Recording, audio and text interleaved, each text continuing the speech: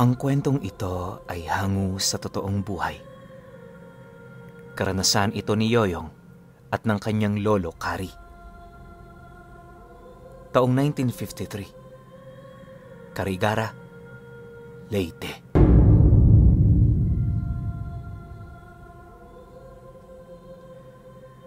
Itong mga panahong ito, halos puro mga kagubatan pa ang kanilang lugar.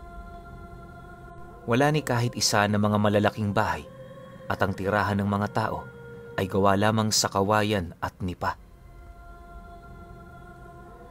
Madalas na pangingisda ang gawain ng mga tao dati at ang mga malapit naman sa magubat na parte ay nakikipagsapalaran sa pangunguha ng pulot-pukyutan.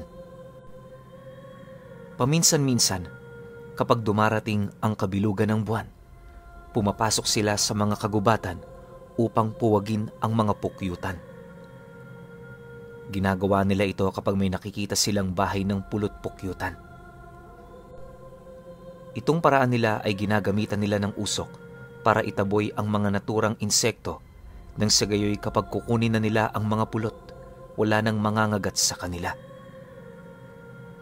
Naipagbibili kasi nila ito sa bayan at kung hindi man, ay pinapalitan ng mga tuyong isda sa mga taong nakatira malapit sa baybayin. Itong panahon na pala ito pinuno, binatilyo pa si Yoyong. Nasa edad 14 na taong gulang pa lamang siya. Kahit na masyado pa siyang bata para sa ganoong gawain, masasabing bihasa na siya sa pangunguha ng mga pulot sa kagubatan.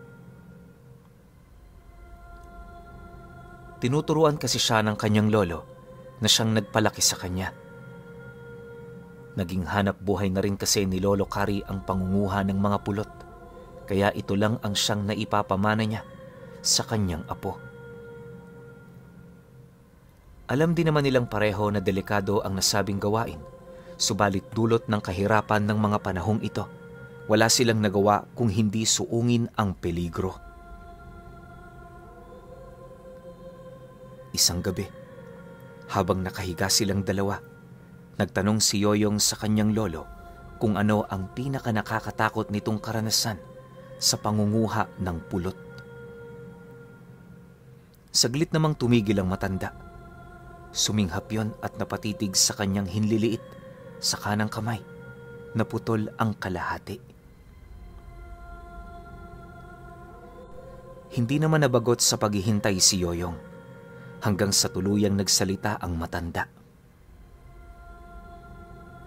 Ayon dito, noong mga panahong mag-isa pa lamang siyang namumuwag at hindi pa ipinapanganak ang binatilyo, may bantog na aswang na nakatira sa kanilang lugar.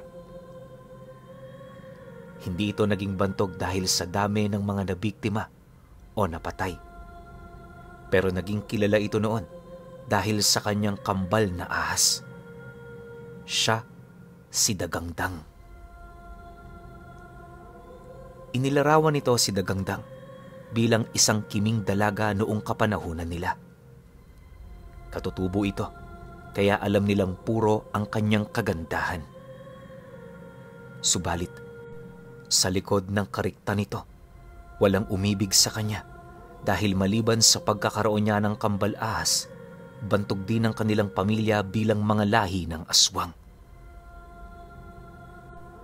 Kapag naging isang aswang ito, nagiging mabangis siya at animoy gutom na hayop. Samantala, ang kambal naman ito ay isang malaking ahas na may palong. Tanging si Dagangdang lamang ang may kakayahang patigilin ito kapag umaatake o nambibiktima. Kinilabutan naman si Yoyong sa kwento ng kanyang lolo, kaya iniba na lamang nito ang kanilang usapan at minabuti niyang magtanong patungkol sa susunod nilang pupuwagin. Sinabihan naman siya ng kanyang lolo na wag na munang intindihin yon, gawa ng malayo pa naman ang kabilugan ng buwan. Dagdag pa nito na, tsaka na lang nila isipin yon kapag malapit nang maging bilog ang buwan. Napatango na lang si Yoyong sa kanya at minabuting ipikit na lang ang kanyang mga mata. Dumaan nga ang mga linggo at papalapit na ng papalapit ang kabilugan ng buwan. Dahil inisip ni Yoyong na ang lolo na lang nila ang magsasabi kung saan sila maghahanap ng bahay pukyutan, hindi na niya kinulit pa ito. Naging tama naman ang kutob ng binatilyong Yoyong dahil dinala siya ng matanda sa loob ng gubat at itinuro ang bahay ng pukyutan na susunod nilang pupuwagin. Yon ang unang beses na makapasok si Yoyong sa naturang gubat, kaya hindi niya maiwasang kilabutan gawa ng magkahalong mangha at pangamba. Subalit, nasa kalagitnaan sila ng kanilang paglalakad, pauwi sa kanilang bahay noon, biglang nagbago ang isipan ni Lolo Kari. Sinabi nito na wag na muna silang mamuwag. Labis namang nagtaka ang binatilyo kung ano ang dahilan, subalit hindi tumugon ang matanda. Sinabi na lamang niya kay Yoyong na kinakailangan nilang makauwi kaagad. Wala namang nagawa ito kung hindi ang sundi ng kanyang lolo. Habang naglalakad sila, may naririnig si Yoyong na parang kaluskos ng mga dahon. Parang may gumagapang sa loob ng gubat na hindi naman niya alam kung ano. Sasabihin na sana niya yon sa kanyang lolo, ngunit nauna itong nagwika at sinabi niya kay Yoyong na bilisan nila ang paglalakad.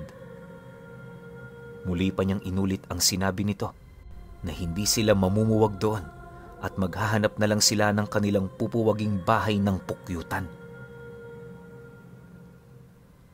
Pagkauwi nila, nakita ni Yoyong ang kanyang lolo na namumutla. Dahil doon, kumuha siya ng tubig sa banga at ipinainom dito. Pagkatapos uminom ng matanda, tinanong siya ng binatilyo kung bakit tila kinakabahan siya. Sa kadahilanang yon, wala nang nagawa si Lolo Kari kung hindi ang sabihin kung ano ang dahilan ng lahat. Ayon sa matanda, may narinig siyang kaluskos ng dahon at tila may gumagapang doon, kaya minabuti nilang umalis na lamang. Malakas kasi ang kanyang kutob na ang kambal na ahas yun ni Dagangdang. Lumakas naman ang kabog ng puso ni Yoyong dahil doon at sinabi niya sa kanyang lolo na maghihintay sila ng susunod na kabilugan ng buwan at hindi na sila papasok sa gubat na yon. Maging siya ay nangamba na baka kung ano pa ang mangyari sa kanila. Dahil hindi nga nila pinuwag ang bahay ng pukyutan na yon, may taga-kabilang baryo raw ang pumuntirya nyon. Subalit, magmula sa gabing umalis sila hanggang sa dumaan ng 1 linggo, ay hindi na sila nakauwi. Sinundan ng mga yon ng mga tao sa loob ng gubat, pero ang tanging naroroon lamang ay ang kanilang banga na lalagyan sana ng mga makukuha nilang pulot. Walang nakitang tao doon, subalit napakaraming bakas ng dugo sa lupa. Samut-sari ang naging hinala ng mga tao, ngunit malakas ang kutob ng lolo ni Yoyong na ang may kagagawa nun ay ang aswang na may kambal ahas. Hindi na rin niya nagawang sabihin yon sa ibang tao dahil baka pagtawanan lang siya sa kanyang ikukwento. Dahil sa nangyari sa grupo ng mga mamumuwag ng pukyutan, natakot na rin ang maglolo na pumasok sa loob ng gubat nang silang 2 lamang. Dahil dito, minabuti nilang sumama sa ibang kanayo nila. Sa kaparaanang yon, ay mas mapapadali ang trabaho at mapoprotektahan pa nila ang kanilang mga sarili. Isang araw, dahil nalalapit na ang kabilugan ng buwan, nakipag-usap sina Yoyong sa lider ng kabilang grupo ng mamumuwag ng pukyutan.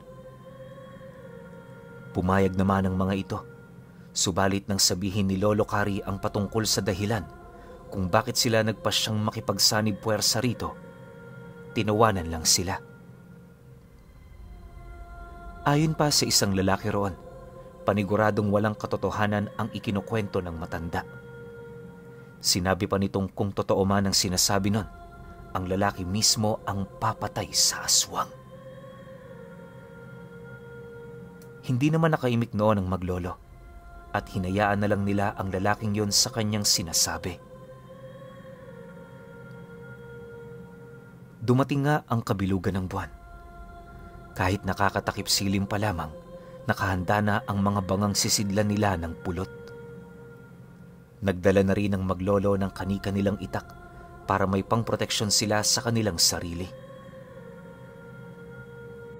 Nang magkatagpo na sila ng bago nilang kagrupo, hindi na sila nag-aksaya pa ng oras. Dahil palalim na rin ang palalim ang gabi, tumungo na sila sa loob ng gubat kung saan may natagpo ang bahay ng pukyutan, ang ilan sa kanila. Kinilabutan pa si Yoyong, gawa ng konektado ang gubat na yon sa pinuntahan nila ng kanyang lolo Kari. Habang naglalakad, nakaramdam ng kakaibang kaba si Yoyong. Dahil dito, nanatili siya sa tabi ng kanyang lolo. Ang matanda naman, pinagsasabihan ng kanyang apo na huwag matakot dahil marami naman silang kasama. Nakampante naman ang binatilyo, kaya nagpatuloy sila sa paglalakad. Nang lumaon, nakarating sila sa loob ng gubat at sinimulan nila ang paghahanap sa kinaroroonan ng bahay ng pukyutan. Habang nasa unahan naman ng 5 lalaki na kasama ni Yoyong, silang maglolo naman ay nakapwesto lang sa bandang huli at sumusunod sa mga yapak ng mga yon. Tahimik lang si Yoyong. Subalit, bigla silang nagulat at nakisaya na rin sa mga kalalakihan nang magawa na nilang matagpuan ang pakay nila roon. Manghang-mangha ang maglolo, gawa ng yon ang unang beses nilang makakita ng ganoong kalaking bahay ng pukyutan. Tsak na marami-rami ang ating magiging partehan dito, sabi ng lolo ni Yoyong. Napalingon lang sa kanilang dalawa ang 5 lalaki. Tapos napangisi. Animoy hindi ito kumbinsido sa pahayag ng matanda. Magpepresenta sana si Yoyong na siya na ang aakyat para kumuha ng pulot doon. Subalit napailing ang mga kalalakihan at nagwika pa ang isa sa kanila na magbantay na lang silang maglolo sa paligid. Wala namang nagawa ang binatilyo kung hindi ang mag-abang sa mangyayari. Nasa ganoong kalagayan sila nang may maulinigang ingay si Yoyong. Dahil dito ay agad niyang sinabi yon sa kanyang lolo.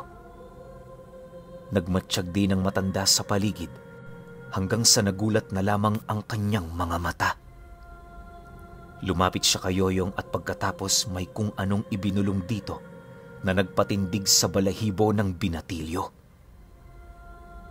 Noong mga sandaling yon, minabuti ng dalawa na lumipat ng pwesto sa bahagi kung saan hindi sila madaling makikita. Ayon kasi sa matanda, malakas ang kanyang kutob na nagiging aktibo ang kambal ni Dagangdang dahil kabilugan ng buwan. Dinig pa nila ang wika ng mga kalalakihan na babawasan nila ang parte ng maglolo dahil hindi sila nagbabantay ng maigi sa paligid. Makaraan pa ang ilang sandali, naghiyawan ang mga kalalakihan nang magsimulang magsipulasan ang mga pukyutan. Nababalot na noon ng usok ang paligid kaya hindi nila gaanong nakikita ang kanilang kapaligiran. Subalit, kahit ganoon ay nanatiling alerto si Yoyong sa takot na baka tuluyang makalapit doon ang dambuhalang ahas. Paglipas pa ng ilang minuto, nagwika ang lalaki na umakyat sa puno para kumuha ng pulot. At sinabi nito na ihanda nila ang kanilang mga sisidlan dahil tsak na mapupuno ito. Maglalakad na sana si Yoyong upang ilapit doon ang bangang dinala niya nang biglaan siyang pinigilan ng kanyang lolo. Sumenyas ito na tumahimik muna at lalo silang pinanindigan ng kanilang mga balahibo nang makarinig sila ng mga kaluskos ng dahon. Amoy na rin nila ang lansa sa paligid na nagpapahiwatig na merong kakaiba doon. Lumakas din ang kabog ng dibdib ni Yoyong sa kadahilan ng sinabi ng kanyang lolo na papalapit na ang dambuhalang ahas. Niyaya ng binatilyo ang matanda na umalis na lamang sa gubat na yon, subalit naging huli na ang lahat para sa kanila. Biglaan kasi silang nakarinig ng malakas na paghiyaw ng 4 na lalaki na naghihintay sa kanilang kasama. Ang isa namang nasa ibabaw ng puno ay walang naging pakialam doon, gawa ng marahil inaakala nitong nagkakasiyahan lamang ang kanyang mga kasama. Saktong tumama sa kanilang pwesto ang liwanag ng buwan at unti-unti na ring nawawala ang usok. Dahilan para magawa nilang maaninag kung ano ang papalapit sa mga lalaki at kung ano talaga ang kanilang kinatatakutan. Dambuhalang ahas yun na halos kasing laki na ng bariles ang katawan. Hindi nakagalaw sina Yoyong at Lolo Kari sa kanilang kinaroroonan at pinanood na lang nila kung ano ang gagawin ng ahas na yon sa 4. Ang bawat isa sa kanila ay humugot ng kanilang itak. May isa pa sa kanila na kumuha ng nagbabagang kahoy at iwinasiwas yun sa harapan ng dambuhalang ahas. Subalit sa halip na matinag, napanganga na lang ang hayop na yon at ipinakita ang kanyang pangil. Dahil nakaharap yun sa lalaking may dalang nagbabagang kahoy, nagawa itong unahin ng ahas. Sumigaw ang lalaki nang makita niyang siya ang punteriya ng ahas na yon. Ninais din sana niyang tumakbo, ngunit bigla siyang kinagat ng ahas sa ulo na siyang naging dahilan ng pagkapugot nito. Nabuwalang katawan nun sa lupa, kaya mas lalo pang nataranta ang mga kalalakihan. Alam ng 3 lalaki na nakaharap sa ahas na sila na ang isusunod nito. Dahil doon, ay mabilis silang lumapit dito at pinagtatataga ang kanyang katawan. Nagulantang pa sila dahil nagagawa nga nilang sugatan ang ahas, pero agad din itong humihilom at parang mas lalo pang nag-iibayo ang kanyang lakas. Sa hindi nila inaasahan, hinagupit sila ng buntot ng dambuhalang ahas. Dahil sa nangyari ay tumilapon sila at hindi kaagad nakabangon. Nakita naman ng lalaking nasa ibabaw ng puno ang nangyari, kaya galit na galit ito. Kahit na nasa ganong sitwasyon siya, hinugot niya ang kanyang itak. Noong napansin din niya sina Yoyong, sinigawan niya ang mga ito at sinabihang tumulong din para labanan ang ahas. Subalit dahil sa pagsisigaw ng lalaking yon, napansin siya ng dambuhalang ahas. Napatingala yon at nang makita niya ang lalaki, umakto ang ahas na tutuklawin niya ito. Nabahala naman ng lolo ni Yoyong sa naturang tao, kaya sumenyas rin siya roon na lumipat na lamang ng ibang sanga upang makaiwas sa nasabing ahas. Ngunit hindi ito pinakinggan ng lalaki. Muli siyang sumigaw at hinamon pa niya ang ahas na tuklawin siya kung kaya nito. Pagkatapos niyang sabihin ng mga katagang yon, inihanda ng lalaki ang kanyang sarili. Sakto namang tumayo ang ulo ng ahas at naghandang umatake sa kanya nang lumundag yon mula sa ibabaw ng puno habang hawak sa 2 kamay niya ang itak. Nakaamba pa itong tataga sa dambuhalang ahas, ngunit nang malapit na siyang lumapag sa ulo nito, mas lalo pang ibinuka ng hayop ang kanyang bunganga. Sumakto ang katawan ng lalaki sa bunganga ng ahas at nakarinig na lamang sina Yoyong ng malakas na sigaw na unti-unting nawawala. Hindi alam ng maglolo kung ano ang gagawin, kaya nanatili silang nakakubli. Alam nilang malaki ang posibilidad na maging sila ay biktimahin din ng nasabing ahas. Nasa ganoong kalagayan sila nang marinig nila ang mga yabag na papalapit. Mabibilis yun na animoy tumatakbo patungo sa kanilang kinaroroonan. Dahil dito ay iginala ni Yoyong ang kanyang paningin hanggang sa may makita siyang isang matandang babae na papalapit sa kinaroroonan ng ahas. Sa kanyang pagkakatanda, mas matanda yun ng 10 taon sa kanyang lolo.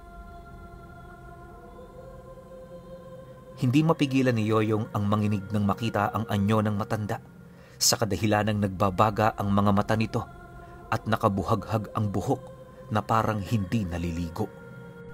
Kapansin-pansin din ang naglalangis nitong katawan na animoy may kung anong ipinahid dito. Napabulong naman kaagad noon si Lolo Kari sa binatilyo at sinabi na yun si Dagangdang at isa itong aswang. Napalunok na lang ng kanyang laway si Yoyong at muli niyang niyayang umalis ang kanyang lolo. Subalit, sa halip na pumayag ay nagwika ang matanda. Pumirmi na muna tayo rito, Apo. Kapag aalis tayo at gagawa ng ingay, tsak na magiging kagaya natin sila. Sambit niya na pinatutungkulan ang mga kalalakihang kasama nila. Nang lumapit ang matandang babae sa ahas, ay napayuko ang hayop at animoy natutuwang makita ang matanda.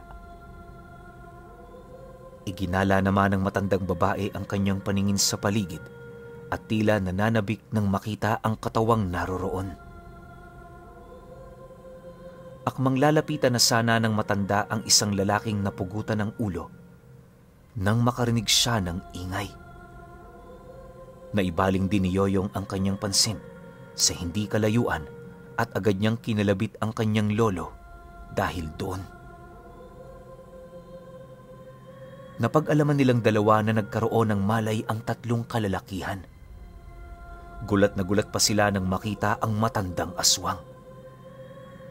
Tatakbo na sana sila upang iligtas ang kanilang sarili, subalit napaangil ang matanda na parang mabangis na hayop.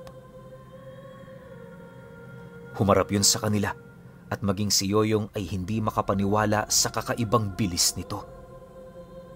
Sinundan din siya ng dambuhalang ahas at pinaligiran ng katawan nito ang bahagi kung saan naroroon ang 3 lalaki para hindi makalayo.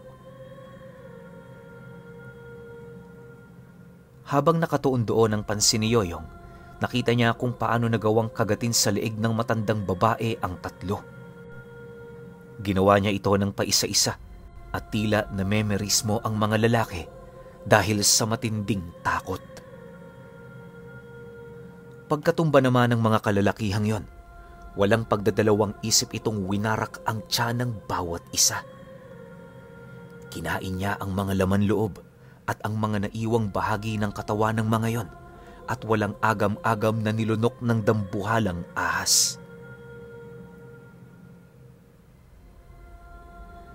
Nung mga oras na yon ay nagkaroon ng pagkakataon ng maglolo na makaalis na sa kanilang pinagtataguan. Nakatuon kasi ang pansin ng matanda at ng dambuhalang ahas sa kanilang nilalantakan. Naunang lumabas sa pinagkukublian nila si Yoyong habang dala ang banga. Ang kanyang lolo naman ay nakasunod lamang sa kanya at panayang linga sa bahagi kung saan naroroon ang ahas at ang matandang aswang. Nang mawari ni Lolo Kari na nahihirapan ang kanyang apo sa pagdadala ng banga, sinabihan niya itong iwan na lamang yon. Hindi naman nag-atubili si Yoyong na ilapag ang banga sa lupa. Tapos ay nagpatuloy sila sa paglalakad ng marahan hanggang sa medyo nakalayo na sila. Lumipas pa ang ilang minuto, ay biglaan silang natigilan at napalingon sa kanilang pinanggalingan. Narinig kasi nilang nabasag ang banga at nang sipatin nila ang bahagi kung saan yon iniwan ni Yoyong, nakakita sila ng 4 na nagbabagang mga mata. Agad silang nagkaroon ng kutob na marahil ay yun si Dagangdang at ang kambal nitong dambuhalang ahas. Dahil doon, Sinabihan ng matanda si Yoyong na mauna na itong umuwi. Anya, maliwanag naman ang buwan, kaya hindi ito mahihirapan. Sige na, Apo. Ako na ang bahala rito. Matagal ko rin kinatatakutan ng kambal na yan. At ngayon na ang panahon para harapin ko sila. Saad ng matanda. Napalunok ng kanyang laway si Yoyong at naghahati ang kanyang isipan. Alam niya sa kanyang sarili na kapag mauna siyang umalis at iniwan niya ang kanyang lolo, masisiguro niyang ligtas siyang makakauwi sa kanilang bahay, subalit mahihirapan ng matanda na kalabanin ng dalawa. Di naglaon nang makita niyang papalapit na ng papalapit sa kanilang pwesto ang kambal, nanindigan si Yoyong na mananatili sa tabi ng kanyang lolo. Sige, kung yan talaga ang nais mo. Magtago ka na lang rito at ako na ang bahala. Huwag na huwag kang lalabas hanggat hindi ko sinasabi. Bulalas ng matanda na tinanguan naman ni Yoyong. Nang ilang di pa na lamang ang layo ng dambuhalang ahas at ng matandang aswang, hinugot na ni Lolo Kari ang kanyang itak. Napadura pa siya sa lupa at pagkatapos ay napamura sa dalawa. Umangil naman ang matandang aswang at tinitigan ng mabalasik ang lolo ni Yoyong. Habang kinakaharap ng kanyang lolo ang dalawa, nagtatago naman siya sa likuran ng isang puno habang tahimik na nananalangin para sa kaligtasan ng kanyang lolo.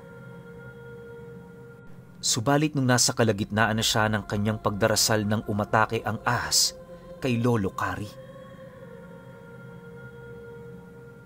Hindi yun inaasahan ng matandang lalaki, kaya bigla itong napaatras at napalumpasay.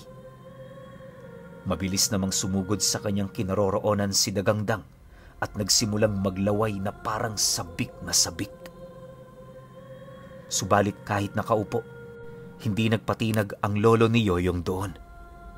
Iwinasiwas niya ang kanyang itak upang hindi tuluyang makalapit ang aswang. Di naglaon nagawa niya ang makatayo at nagkataon din na sasagpangin sana siya ng dambuhalang ahas. Mabuti na lang at nagawa niya ang makaatras sa bahagi kung saan may dalawang punong nakatayo ng magkalapit. Maging ang ahas ay nabigla dahil hindi siya nakapalag noong naipit ang kanyang ulo sa dalawang puno.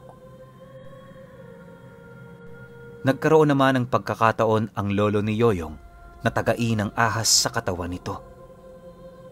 Ngunit noong akmang aambahan na niya ang dambuhalang hayop, bigla ang sumugod sa kanya ang matandang aswang. Hindi yun napansin ng lolo ni Yoyong dahil nakatuon ang pansin niya sa ahas. Dahil dito ay tumilapon siya sa hindi kalayuan at nagawa niyang bitawan ang kanyang itak. Ngumisi naman ang matandang aswang sa kanya at marahan itong gumapang patungo sa bahagi kung saan siya nakalumpasay. Kitang-kita ni Yoyong kung paano maglaway ang aswang habang sabik itong lumalapit sa kanyang lolo. Ang matandang lalaki naman ay napaatras habang hinahagilap sa lupa ang tumilapon niyang itak. Sa isang pagkisap ng mga mata ni Yoyong, ay tuluyang nakalapit sa kanyang lolo si Dagangdang.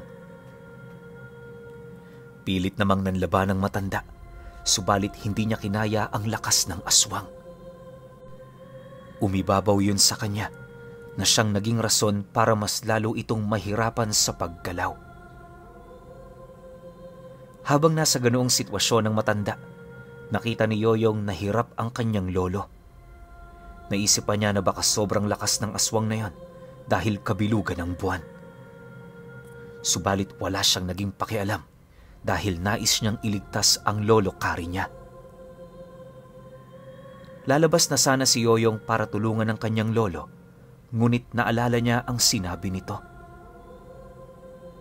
Subalit nang makita niyang malapit nang makawala ang ahas mula sa pagkakaipit, nagpasya na siyang lumabas.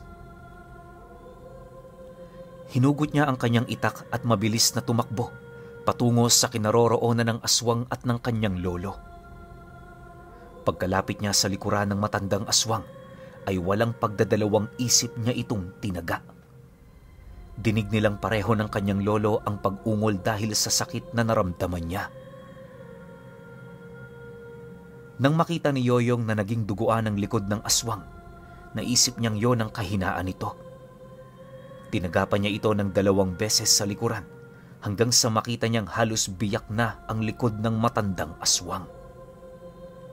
Nakaramdam noon kagad ng takot si Yoyong nang biglang napalingon sa kanya si Dagangdang, kaya napaatras siya.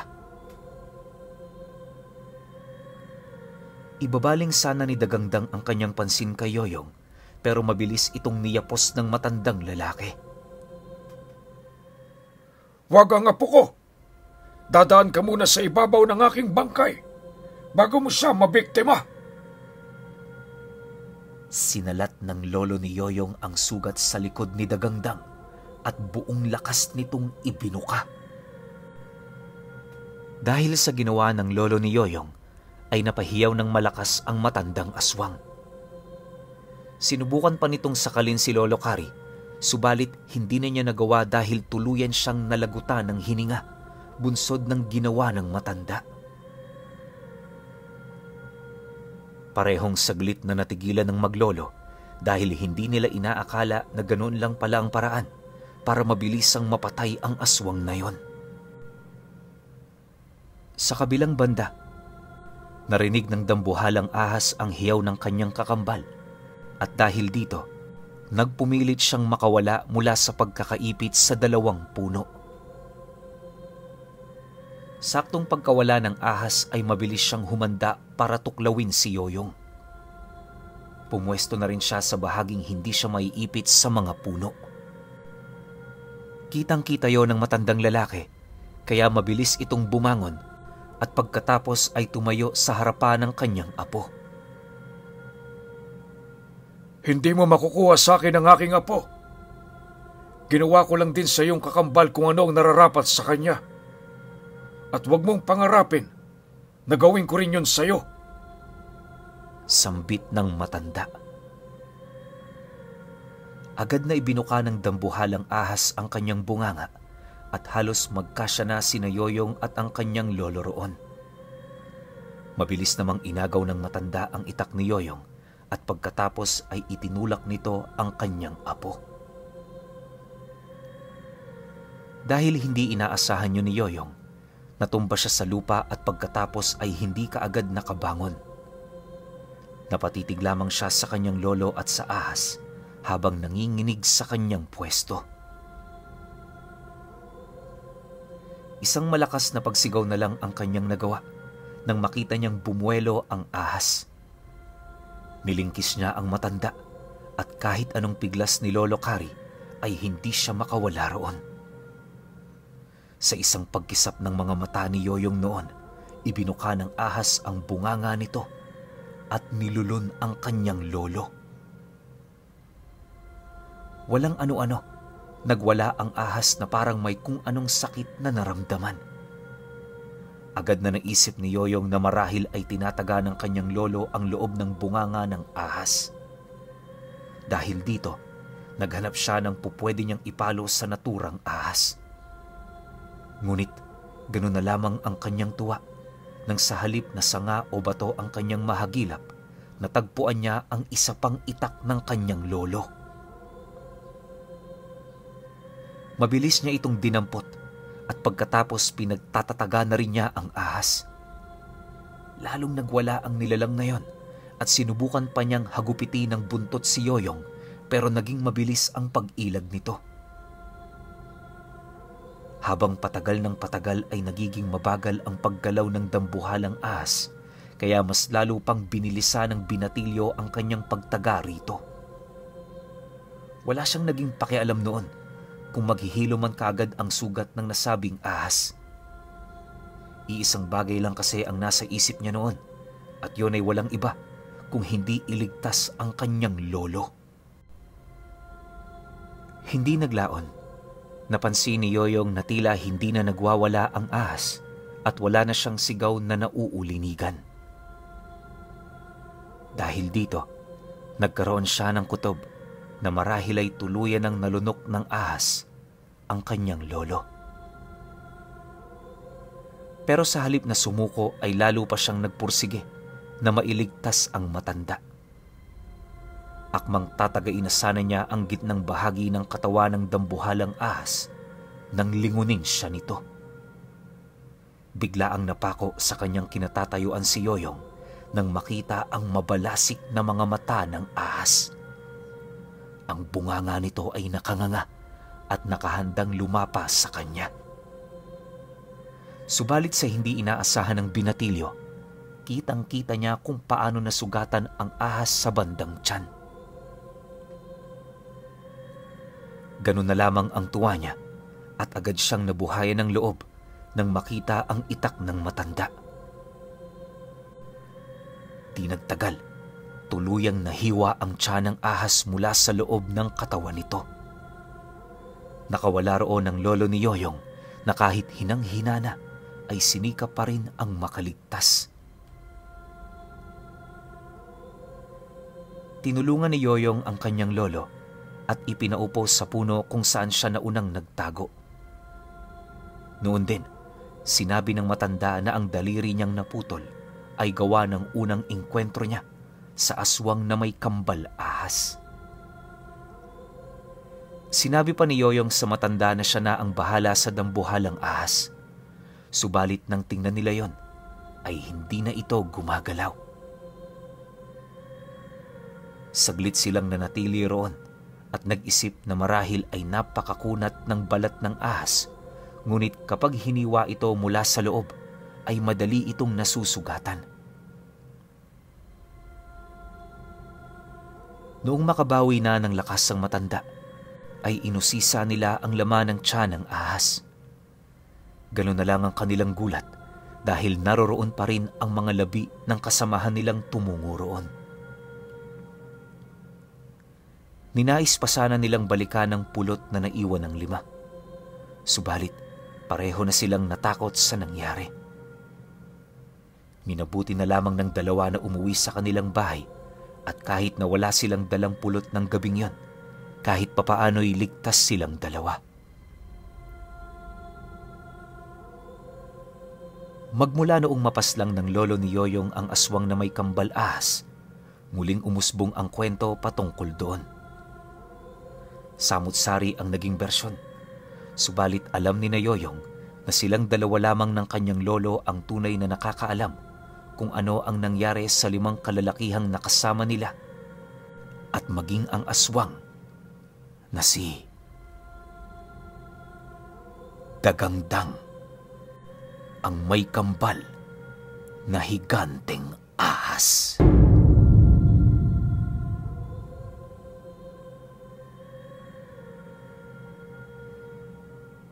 Okay. Opinyon ko sa kwento. Ang galing ni Lolo Kari. Di ba isipin nyo yun, oh? Nalunok na siya nung di ko lang alam kung gaano kalaking ahas to eh. Pero kaya magsiksik ng ilang tao sa loob ng katawan niya eh. Well, hindi naman natin masisisi kasi nga merong lahing aswang. Alam naman natin na kapag ang isang nilalang may lahi ng pagiging aswang, hindi doble, hindi triple, kundi 10 beses na mas malakas yan kumpara sa ordinaryo. Pero syempre, iba-ibang lahi ng mga aswang. Itong aswang na nakalaban nila Lolo Kari sa tingin ko mahina, no? Yung buong lakas nito nandun sa kambal niya. Which is, yun nga, yung sa ahas. Kasi pansinin ninyo, sobrang kunat ng panglabas na anyo o yung balat. Tapos kaya niyang lumulun kahit ilang piraso ng tao kung gugustuhin niya. So para sa akin, tong kambal na to, mas naninimbang yung lakas ng ahas. Kasi saglitan lang nilang napatay yung matanda si Dagangdang. Sandaling-sandali lang, parang 3-4 na eksena, patay na kaagad. Pero yung ahas na nagtatangan ng buong lakas ng kambal, dun sila medyo nahirapan. Muntik pa nga mamatay yung lolo niya. Pero buti na lang, may dala silang mga sandata kasi kung sakasakali, patay sila rito. Isa pa, kung walang alam na lihim na karunungan si Lolo Kari, malamang sa malamang hindi siya makakatakas dun. Kasi pansin ko sa ahas, hindi ito lumuluno na meron pang buhay Pero sa pagkakataon to, nilulun niya si Lolo Kari. Siguro pakiramdam ng ahas, hindi niya kayang sabayan to pagdating sa pisikal na lakas. Kahit nasabihin nating sobrang kunat niya. Kasi kayang patagusin siguro ni Lolo Kari yung itak niya sa balat nitong ahas kasi may alam tong pangontra. So inisip siguro nung ahas, lulunin niya na lang para tapos na kaagad. Pero hindi. Sana kinagat muna niya yung ulo. Pero kung ginawa ng ahas yun, wala tayong ganitong kwento. Overall, sobrang nagandahan ako sa kwento, punong-puno ng aksyon. Pero syempre, kayo pa rin. Kung may opinion kayo sa kwentong ito, comment nyo lang sa baba. Yun lang.